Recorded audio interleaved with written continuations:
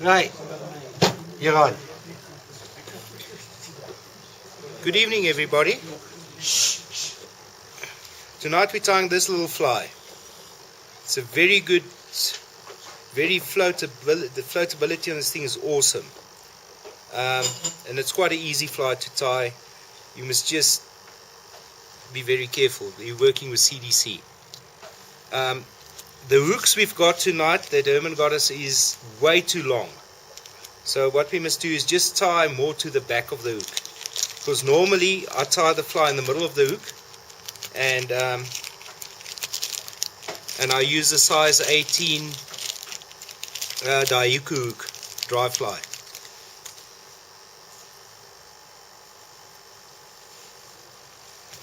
I brought some of my own Coq de Leon. You guys can use some, but don't raid my packet, please.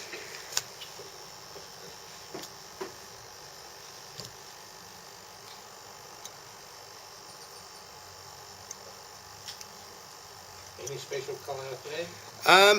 What I do with the thread is I normally use red. Works very well on this fly. But I also use this color, and you can put it on afterwards.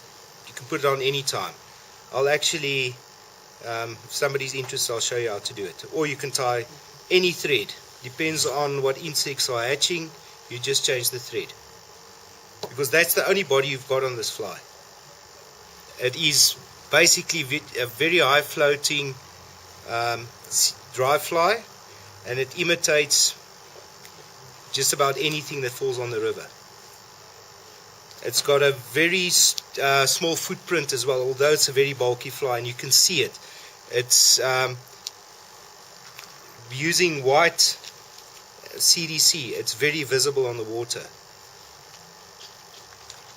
I use CDC posts. I used to use Antron, but I just found if you use CDC as a post, it actually works a lot better.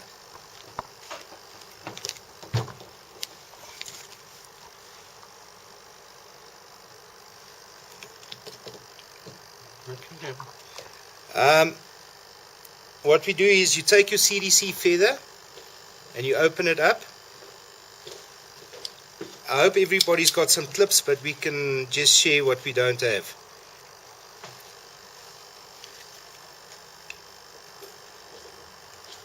Now, I like using very, very long CDC.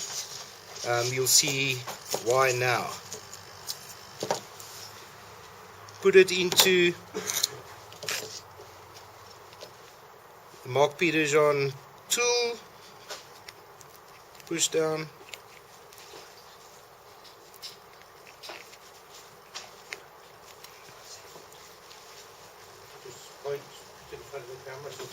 I'm just trying to organize it.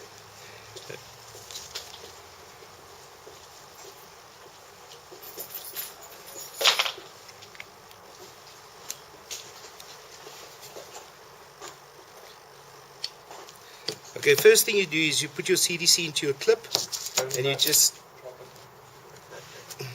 just cut off the stem.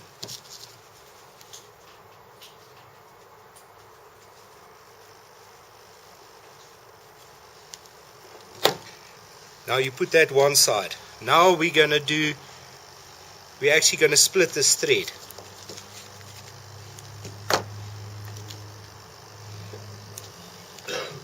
Now the best way to split a thread, I've found, is to use something flat and straight, and you just pull down on it.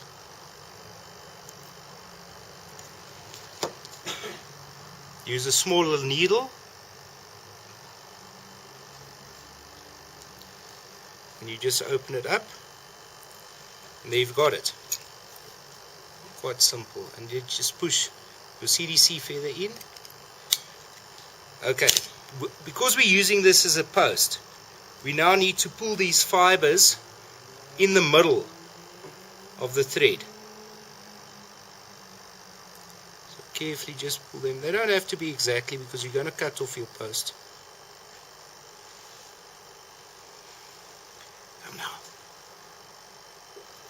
Okay, now the next trick is You pull not too hard, and you push down with your finger so the threads are together. Now you take your CDC and you push it down towards the hook. You've got a clump like that. You can push it down even more.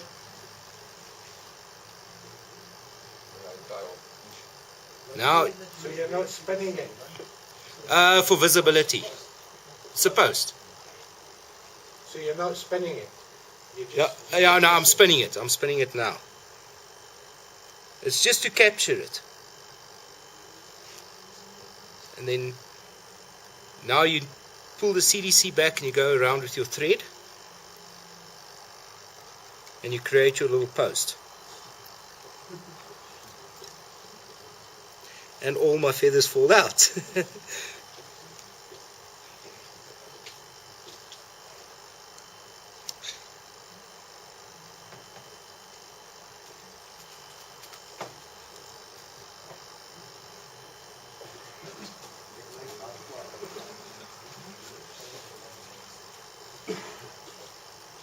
Okay, this is really the only real tricky part of this fly, is to get this post to stand nice and straight.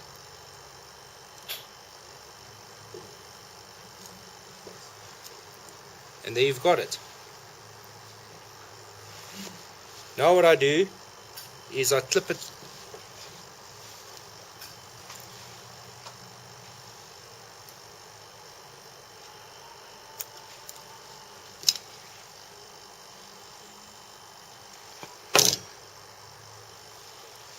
Okay, there you've got your post. I'll just neaten it up a bit.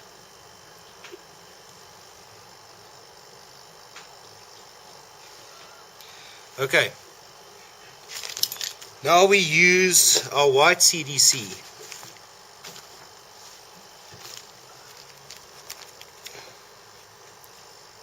Now what I do a lot of the time, I'll take a white and an olive or a cream.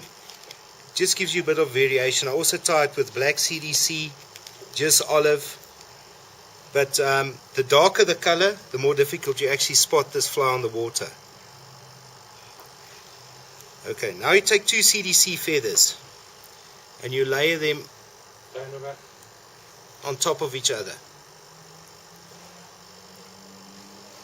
Take your clip,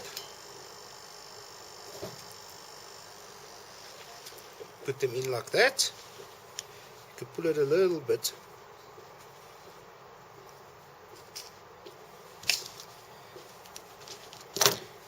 Same story.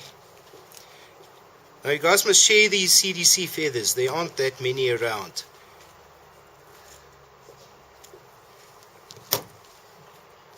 Now that's ready for the next fly.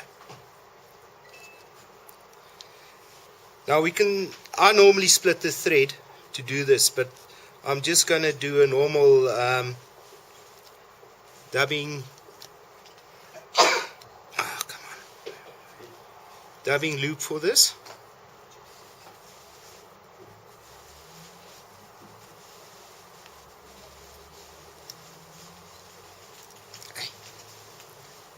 Come on, work with.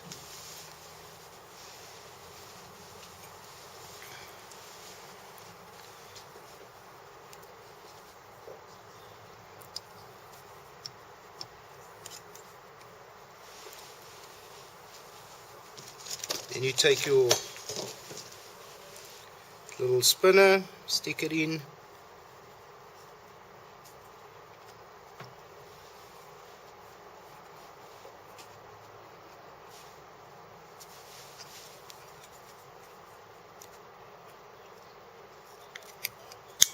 stick your CDC in. Now I just pull the feathers so they're nicely lined up.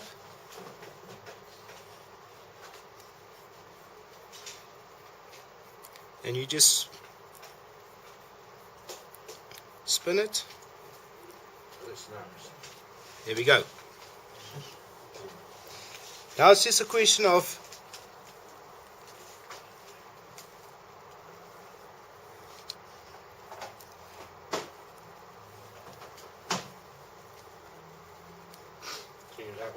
Yeah, it's just like doing a normal post.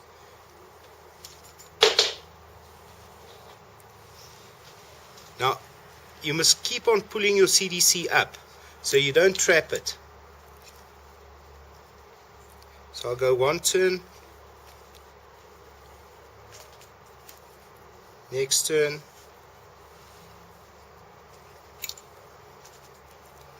next turn,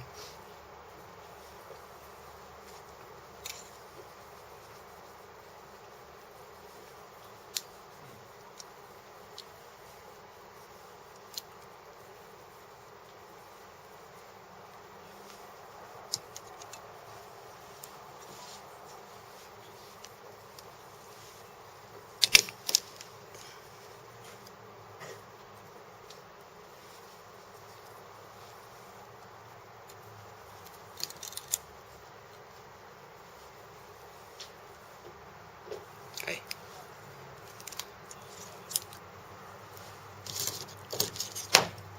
And that's basically the fly. Now we just need to neaten it up.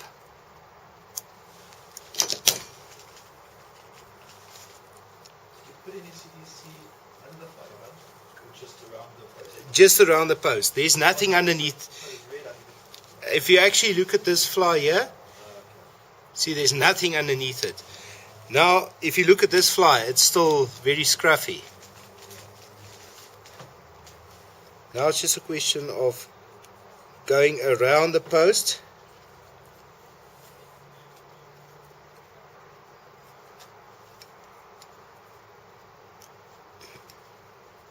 You're not forcing it up, are you? I'm just keeping it out the way. So all I'm doing is just neatening up the bottom. Now you turn it around, you just check there's nothing there.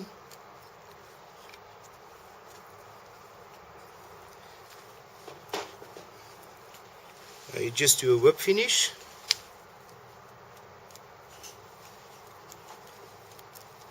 So this is a striking one. No, this fly, ask Daniel, I think he fishes it as well. Don't you fish something similar, Daniel?